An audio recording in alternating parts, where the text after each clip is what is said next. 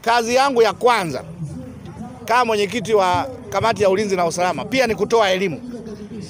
Ni kweli eneo hili lijulikane ni hatarishi. Maana yake tuchukue hatua. Leo pale tulikuwa tunaingiza miguu hivi. Unaona kabisa inabonyea. Hivi ikiwa ndo inaendelea kutokea, tukija mtu akaendelea kujaribu pale, sataingia chini. Tunampoteza.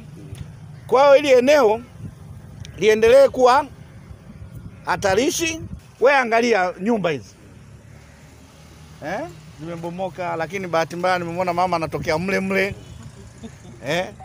Kule kwa masista nimeambiwa milango sasa haifungi kwa sababu tayari kuna miumbo fulani.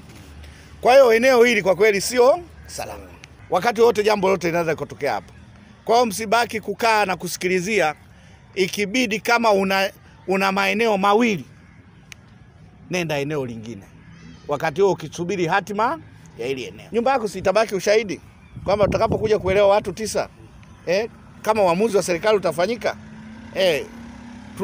tunaamuaje kwa hawa watu 9. Kwa hiyo hilo naliacha kwenu. Mimi kama mwenyekiti wa kamati ya ulinzi na usalama nimekuja kutangaza. Mkuu wa mkoa akaja katangazaje? Ni eneo na eneo hatarishi, sio mahali pa kukaa.